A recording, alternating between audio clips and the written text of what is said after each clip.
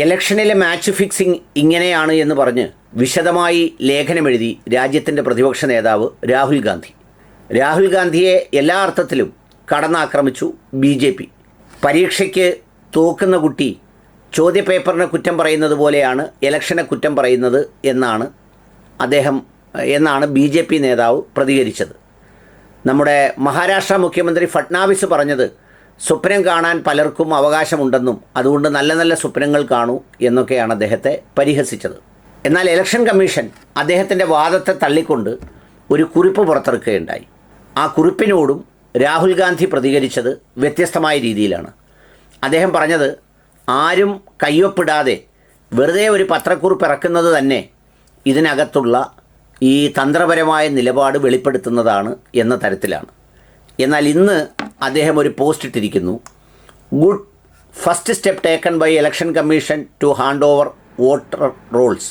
Can EC please announce the exact date by which this data will be handed over in a digital machine readable format. അദ്ദേഹം ഒരു ഇന്ന് post ഇട്ടിരിക്കുന്നത്, അതായത് നല്ലതാണ് election കമ്മീഷൻ്റെ തീരുമാനം. എക്കണോമിക് ടൈംസിൽ വന്നൊരു വാർത്തയുടെ തലക്കെട്ടാണ് അദ്ദേഹം ഇട്ടിരിക്കുന്നത്. Election commission to share Maharashtra Haryana voter rolls since 2009 on Congress plea. Congress ആവശ്യപ്പെട്ടത് പ്രകാരം 2009 മുതലുള്ള ഇലക്ടറൽ റോൾസ് മഹാരാഷ്ട്രയുടെയും ഹരിയാനയുടെയും കൊടുക്കാൻ പോകുന്നു എന്നാണ് എക്കണോമിക് ടൈംസ് പറഞ്ഞത്. അതിൻ്റെ തലക്കെട്ടിട്ടുകൊണ്ടാണ് അദ്ദേഹം പറഞ്ഞത് അത് നല്ല കാര്യമാണ്.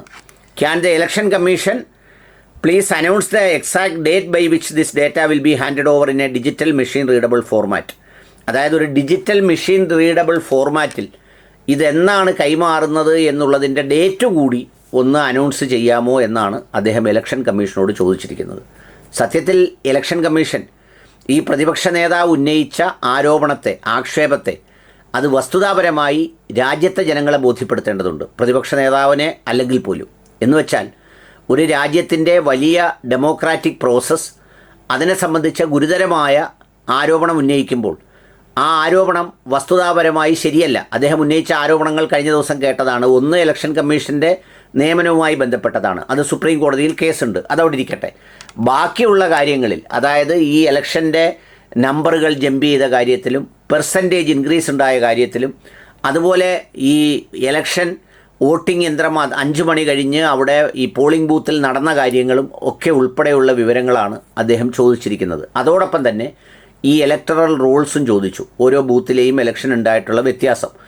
അത് കൊടുത്ത് രാഹുൽ ഗാന്ധിയെ തോൽപ്പിക്കേണ്ടത്, അല്ലെങ്കിൽ രാഹുൽ ഗാന്ധിയെ ആ ആരോപണത്തെ പിച്ചി കീറേണ്ടത്, തകർക്കേണ്ടത് യഥാർത്ഥത്തിൽ ഇന്ത്യ എന്ന രാജ്യത്തിൻ്റെ ജനാധിപത്യ പ്രക്രിയയ്ക്ക് ആവശ്യമുള്ള കാര്യമാണ്. അത് കേവലം ഒരു പ്രതിപക്ഷ നേതാവിൻ്റെ ഗ്ലാമറോ അല്ലെങ്കിൽ അതില്ലാതാക്കലോ ഉണ്ടാക്കലോ ഒന്നുമല്ല അതിൽ വിഷയം. ഈ രാജ്യത്തെ ജനങ്ങൾ ഒരു പ്രക്രിയയെ വിശ്വസിച്ച്, ജനാധിപത്യമാണെന്ന് വിശ്വസിച്ച് 100% ഈ കമ്മീഷനും ബാക്കിയുള്ള സംവിധാനങ്ങളും ഒരുക്കുന്ന സുതാര്യമായ പ്രക്രിയയാണെന്ന് വിശ്വസിച്ച് നടത്തുന്ന ഇലക്ഷനെ സംബന്ധിച്ചാണ് ഗൗരവമായ ഈ ആക്ഷേപം ഉയർന്നിട്ടുള്ളത്. അതുകൊണ്ട് എത്രയും പെട്ടെന്ന് അദ്ദേഹത്തിന് ഈ കണക്കുകളും നൽകാവുന്ന രേഖകൾ മുഴുവനും നൽകി ആ വിഷയത്തെ ദൂരീകരിച്ച് സംശയം മാറ്റേണ്ടത് നിർബന്ധമായ കാര്യമാണ് എന്നതാണ് എൻ്റെ നിലപാട്. അത് ഒരുപാട് യൂട്യൂബർമാരും ജനാധിപത്യത്തിൽ വിശ്വസിക്കുന്ന ആളുകളുമൊക്കെ വാർത്താമാധ്യമങ്ങളും അതിൻ്റെ അനാലിസിസ് റിപ്പോർട്ടുകളുമൊക്കെ സൂചിപ്പിക്കുകയും ചെയ്തിട്ടുണ്ട്.